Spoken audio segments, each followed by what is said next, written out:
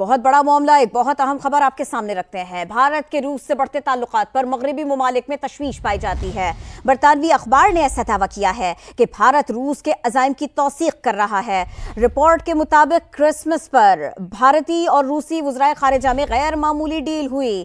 بھارت اور روس strategic partnership کے لیے مذاکرات کا آغاز کر چکے۔ یہ مذاکرات یوکرین کے معاملے پر مغرب کے بیانیے کی نفی ہیں۔ بھارت نے روس کے ساتھ تعلقات کو مضبوط بنانے پر زور دیا۔ بھارت نے صدر پیوٹن کے عالمی ڈیزائن کی توثیق بھی کی۔ مشترکہ پریس کانفرنس میں روس نے مغرب کے خلاف سخت الفاظ استعمال کیے۔ ساتھ کھڑے بھارتی وزیر خارجہ کے کان پر جوں تک نہ رینگی۔ دونوں ممالک کا نئے ہتھیاروں کی مشترکہ پیداوار شروع کرنے کا بھی اعلان۔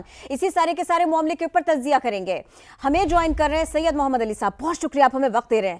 سید محمد علی صاحب، یہ بتائیے ورلڈ پالیٹکس کس طرح جاتی دیکھ رہے ہیں آپ؟ بھارت اور روس کے یہ بڑھتے ہوئے تعلقات پاکستان پر، خطے پر، دنیا پر کیسے اثر انداز ہو سکتے ہیں؟ تھوڑا اس کے بارے میں بتائیں ہمیں۔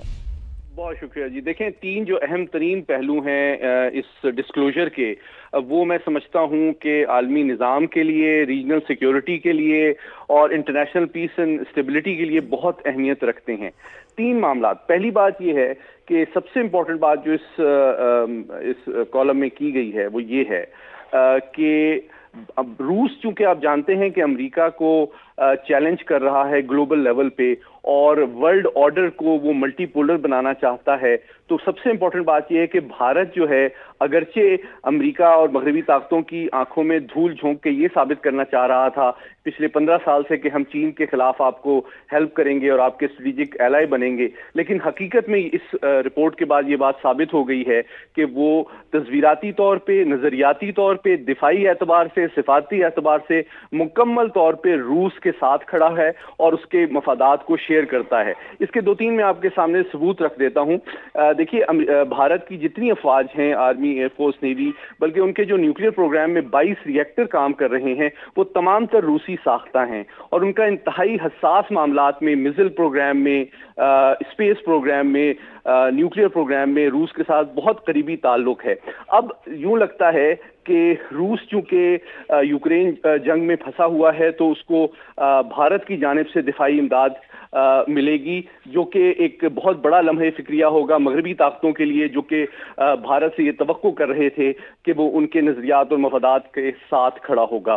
جو تیسرا پہلو ہے وہ بہت امپورٹنٹ ہے، کیونکہ بھارت نے بہت عرصے تک اپنی ایک بہت بڑی جمہوریت ہونے کا افسانہ دنیا کے سامنے پیش کیا، لیکن اس کے پیچھے، اس افسانے کے پیچھے جو حقائق ہیں، ہیومن رائٹس وائلیشنز ہیں، جو عیسائیوں، سکھوں، مسلمانوں، کشمیریوں کے ساتھ جو ظلم و ستم کی داستان ہے، اب بتدریج مغربی دنیا کو اس کا ادراک ہو رہا ہے کہ یہ صرف مسلمانوں اور کشمیریوں کو نشانہ نہیں بناتے بلکہ عیسائیوں کو بھی بنا رہے ہیں، بلکہ ساتھ ہی ساتھ اپنی انٹیلیجنس ایجنسی کو بھیج کے مغربی ممالک میں، امریکہ، کینیڈا اور برطانیہ میں اپنے سیاسی مخالفین کو بھی کی ٹارگٹ کلنگ میں بھی ملوث ہیں۔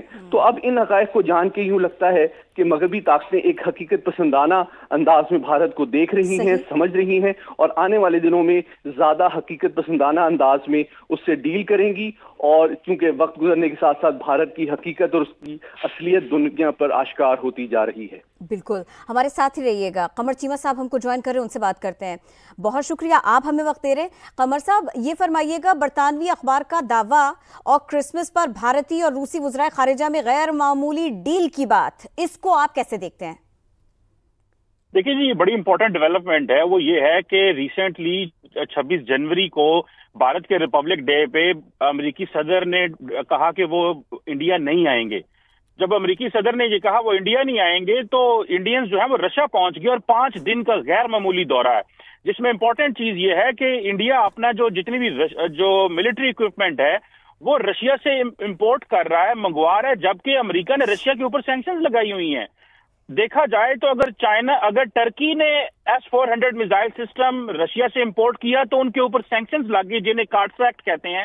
وہی میزائل سسٹم S-400 انڈیا نے منگوایا ہے تو امریکہ نے کچھ بھی نہیں کیا۔ لگتا یہ ہے کہ امریکن جو ہے وہ بڑے پریشان ہیں اور کنفیوز ہیں کہ بھارت کو کیسے ڈیل کرنا ہے۔ ایک طرف وہ امریکن ویپنز بھی لے رہے ہیں، رشین ویپن بھی لے رہے ہیں، اسرائیلی ویپن بھی لے رہے ہیں، فرینچ ویپن بھی لے رہے ہیں، اور دوسری طرف وہ ٹرکی پر سینکشنز لگا سکتے ہیں۔ اور مزے کی بات یہ ہے کہ کوشچن یہ اس وقت انڈیا کے اندر بہت زیادہ اٹھایا جا رہا ہے کہ کیا انڈیا جو ہے وہ چائنا کے خلاف لڑے گا، کیونکہ جتنا امریکہ اسلحہ دے رہا ہے، جتنا امریکہ اسٹریٹجک سپورٹ دے رہا ہے انڈو پیسفک کے اندر، جتنی وہ انڈیا کو اہمیت دے رہا ہے، کیا کل کو انڈین فورسز جو ہیں وہ چائنیز کے خلاف لڑ سکیں گی، یا کہ یہ امریکن ایک ایسے ملک کے اوپر انویسٹمنٹ کرنے جا رہا ہے جو صرف اپنے سیلف انٹرسٹ کو دیکھے گا؟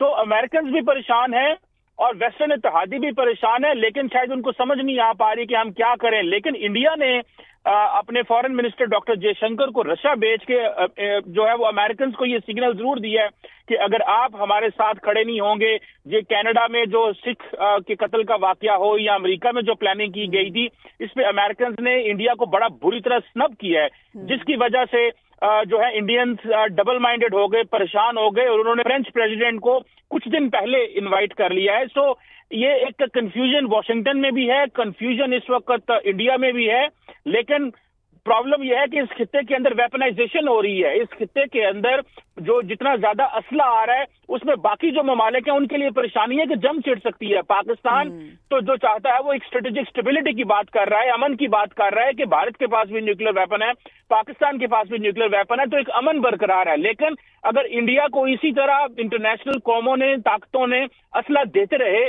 پولیٹیکلی سپورٹ کرتے رہے، تو دیکھیے گا پھر حالات اس طرح خراب ہو سکتے ہیں، کوئی نیوکلیر جنگ شروع ہو سکتی ہے۔ اس کی وجہ یہ ہے کہ ایک طرف چائنا بھی nuclear power, India nuclear power, Pakistan nuclear power, یہ بہت بڑی غلط گیم کھیلی جا رہی ہے جس کے کانسیکوینسز ہمیں سمجھ نہیں آ رہے۔ کشمیر آپ کو پتہ ہے آلریڈی ایک نیوکلیر فلیش پوائنٹ ہے جس کے اوپر بھارت اور پاکستان کی جنگیں بھی ہو چکی ہیں۔ تو انڈیا جو ایک انڈیا کی طرف سے ایک پریشانی ہے، اور وہ پریشانی یہ ہے کہ ہم امریکہ کی طرف آتے ہیں تو پورا امریکہ بھی ان کو ایمبریس نہیں کرتا، ہم اگر رشیا کی طرف جاتے ہیں تو پورا رشیا بھی ان کو ایمبریس نہیں کرتا۔ سو میں سمجھتا ہوں کہ یہ چیزیں جو ہیں یہ تھوڑی سی پرابلمٹک نظر آ رہی ہیں۔ آنے والے دنوں میں دیکھتے ہیں کہ انڈیا کیا کرتا ہے۔ آپ کو پتا ہے انڈیا نے تقریباً $40 ارب سے زیادہ کا جو اسلحہ ہے وہ امپورٹ کیا، تیل امپورٹ کیا رشیا سے، اور جبکہ رشیا کے اوپر سینکشنز لگی ہوئی ہیں۔ سو ان ریالٹی انڈینز جو ہے وہ یوکرین کے اندر جو جنگ ہو رہی ہے، جی ان ریالٹی جو جنگ ہو رہی ہے اس میں رشیا کو سپورٹ کر رہے ہیں کہ وہ یوکرین کو مارے، جبکہ امریکنز جو ہے وہ خاموش بیٹھے ہوئے ہیں۔ سو رشیا کو طاقت دینے میں انڈیا کا بڑا ہاتھ ہے، لیکن امریکن ایڈمنسٹریشن، بائیڈن ایڈمنسٹریشن کے پاس کوئی مضبوط کارڈ نہیں ہے، اور وہ پریشانی بھی ہے، جبکہ انڈیا جو ہے فائدے لیے جا رہا ہے، لیکن جب چائنا کے ساتھ کل کو مسئلہ ہوگا تو یہ انڈیا امریکہ کے ساتھ اور اس کے اتحادیوں کے ساتھ بالکل کھڑا نہیں ہوگا۔ جی قمر چیمہ صاحب، سید محمد علی صاحب، بہت شکریہ، بڑے معاملے کے اوپر آپ بات کر رہے تھے، تجزیہ دے رہے تھے۔